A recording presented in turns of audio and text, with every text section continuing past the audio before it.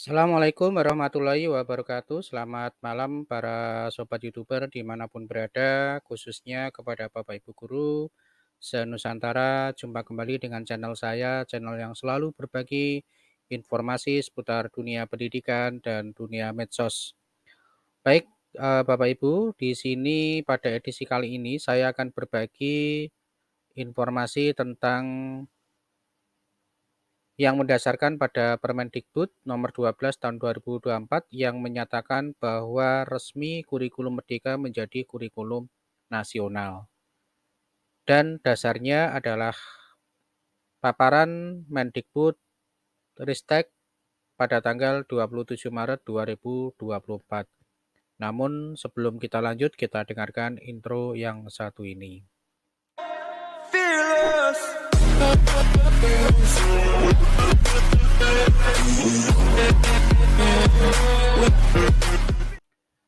Baik Bapak Ibu, di kesempatan kali ini saya akan berbagi informasi yaitu tentang pernyataan bahwa resmi kurikulum Merdeka menjadi kurikulum nasional. Informasi dan berbagi pengetahuan ini saya ambil dari berbagai referensi yang saya tangkap dari berbagai sumber. Namun jika nanti dalam penyampaian ada yang kurang tepat dan salah, mohon saya dimaafkan. Saya di sini adalah niatannya adalah untuk berbagi. Baik Bapak Ibu, yang menjadikan pertanyaan pada slide yang pertama di sini segera siapkan satuan pendidikan Anda. Artinya ketika satuan pendidikan Bapak Ibu sudah melaksanakan kurikulum Merdeka, maka bersiap-siaplah untuk tahun depan, tahun ajaran baru, Bapak Ibu secara otomatis harus sudah menyesuaikan dengan Permendikbud Ristek nomor 12 tahun 2024.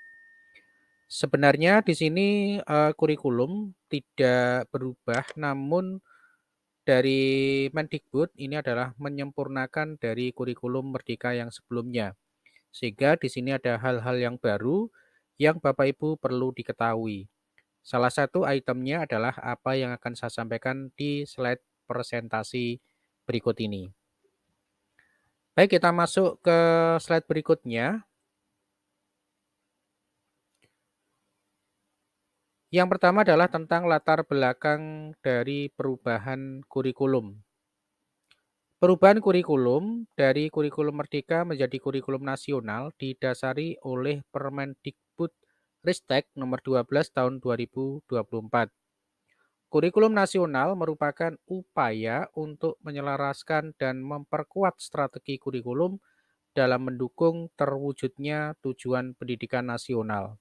Nah, jadi Bapak Ibu di sini adalah yang melatar belakangi bahwa kurikulum Merdeka ini akan menyesuaikan berubah nama menjadi kurikulum nasional dengan dasar yang sudah disebutkan pada poin tadi Bapak Ibu. Kemudian berikutnya Bapak Ibu di sini adalah tujuan perubahan kurikulum. Nah, sebelum kita lanjut, tentunya buat yang baru saja menemukan channel saya dan bergabung di channel ini, bantu support dan dukung channel ini ya dengan cara klik subscribe, kemudian bunyikan notifikasinya agar tidak ketinggalan dengan video-video terbaru dari saya. Dan saya ucapkan terima kasih buat yang sudah melakukan subscribe karena subscribe itu gratis. Dan buat yang sudah melakukan subscribe, saya doakan Bapak Ibu dalam keadaan sehat dan dimudahkan rezekinya. Amin amin ya robbal alamin. Baik, berikutnya adalah tentang tujuan perubahan kurikulum. Yang pertama adalah peningkatan kualitas. Tujuan utama dari perubahan kurikulum adalah meningkatkan kualitas pendidikan, baik secara akademis maupun karakter siswa. Kemudian yang kedua, ini adalah menyesuaikan kurikulum dengan kebutuhan dunia kerja. Jadi sekali lagi tujuan dari kurikulum nasional ini adalah untuk penyempurnaan dari kurikulum Merdeka. Sehingga di sini ada satu penajaman di poin-poin yang ada di Permendikbud nomor 12 tahun 2024 ini. Yang kedua ini adalah perubahan kurikulum bertujuan untuk membuat siswa lebih siap menghadapi tuntutan dunia kerja yang terus berkembang. Nah, ini Bapak Ibu, jadi ini adalah tuntutan untuk saat ini Bapak Ibu, terutama untuk SMK, maka kurikulum baik itu di SMA atau di SMK ini menuntut mereka untuk bisa siap dengan dunia kerja. Kemudian yang ketiga adalah mengakomodasi perkembangan ilmu pengetahuan. Tujuan lainnya adalah memastikan kurikulum mampu mengikuti perkembangan ilmu pengetahuan dan teknologi yang terus berubah. Nah, ini 3 tujuan yang tentunya yang melandasi dari Permendikbud nomor 12 tahun 2024. Yang mana di sini tujuannya adalah untuk peningkatan kualitas dan penyempurnaan sistem kurikulum Merdeka yang berjalan saat ini. Kemudian berikutnya yaitu prinsip-prinsip kurikulum nasional. Di sini ada 3 prinsip dalam prinsip kurikulum nasional.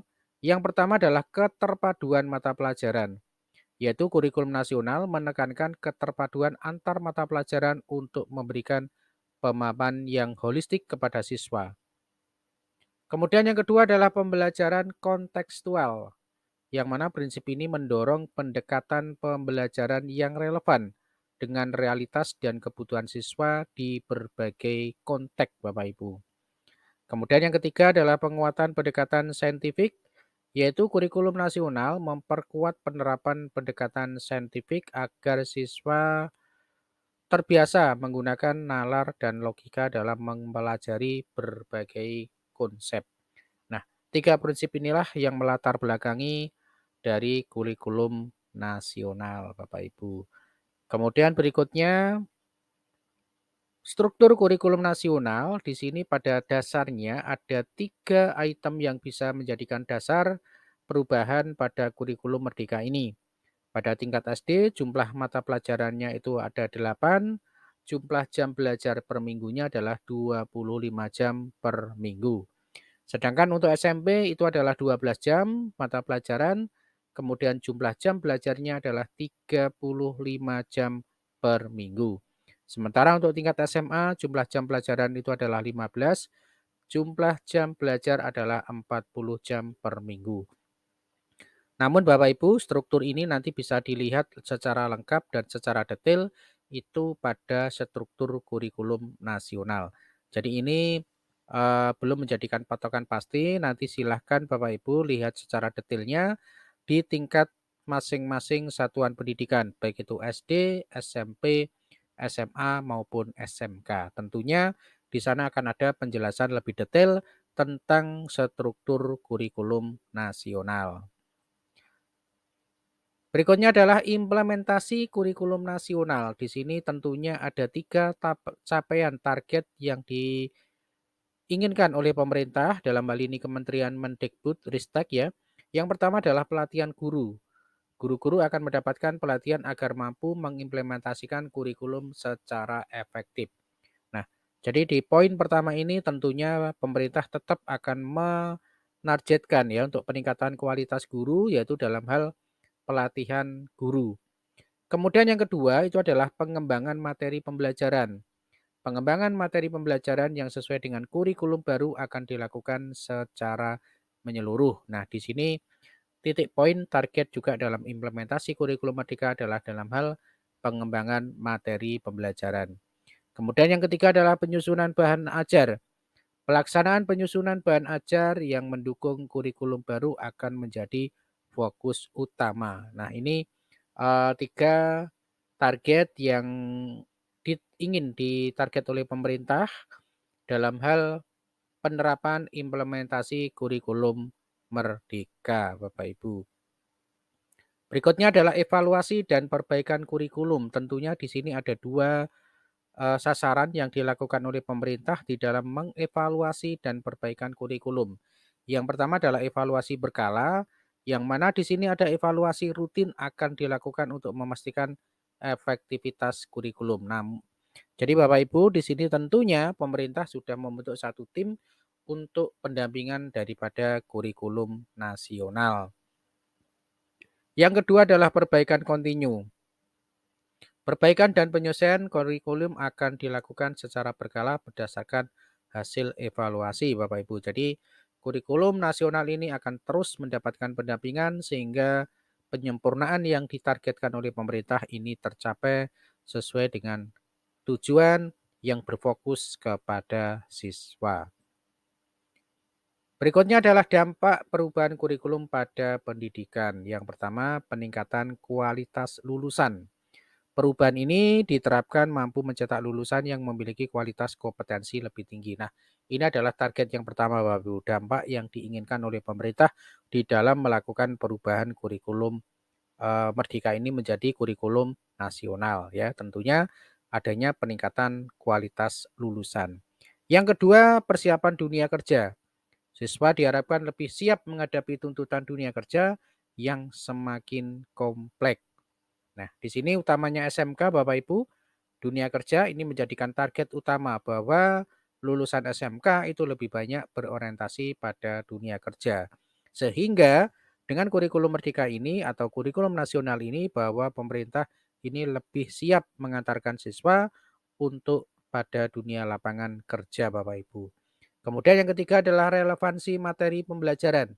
Yang mana di sini adalah materi pembelajaran diharapkan lebih relevan dengan kebutuhan dunia nyata Bapak Ibu. Nah ini sekali lagi bahwa materi itu harus mendukung dari dunia kerja, dunia nyata ya sehingga siswa ini tidak sekedar mendapatkan ilmu secara teori namun aplikasinya ini harus diterapkan di lapangan dan di dunia nyata Bapak Ibu. Kemudian berikutnya adalah langkah-langkah menuju kesuksesan kurikulum nasional. Yang pertama tentunya adalah penyusunan rencana aksi. Langkah pertama ini adalah menyusun rencana aksi implementasi kurikulum secara menyeluruh. Kemudian yang kedua adalah fasilitas pelatihan Bapak Ibu, karena dengan pelatihan guru dan stakeholder terkait akan difasilitasi untuk memastikan kesuksesan implementasi. Dan yang terakhir adalah pemantauan dan evaluasi terus, yang mana di sini tentunya dilakukan secara terus-menerus untuk menyesuaikan kurikulum dengan perkembangan terkini, Bapak Ibu. Nah, ini adalah langkah-langkah yang harus dilakukan di dalam mensukseskan kurikulum nasional. Baik, Bapak Ibu, jadi demikian tadi informasi yang bisa saya bagikan kepada Bapak Ibu semuanya. Yang pada intinya bahwa pada saat ini atau tahun depan, di satuan pendidikan kita harus lebih menyiapkan lagi untuk menyesuaikan dengan Permendikbud Ristek nomor 12 tahun 2024. Dan apa yang saya sampaikan tadi adalah sebagian kecil dari pemahaman Permendikbud nomor 12 tahun 2024. Sekali lagi, jika ada hal yang tidak tepat atau kurang tepat dalam hal saya menyampaikan, mohon saya dimaafkan dan silahkan Bapak Ibu untuk support dengan komentar di bawah video ini untuk memberikan saran, masukan kepada saya sehingga channel pendidikan ini bisa berkembang dan bermanfaat buat teman-teman dan Bapak Ibu guru yang lainnya. Terima kasih, salam sukses, salam bahagia. Assalamualaikum warahmatullahi wabarakatuh.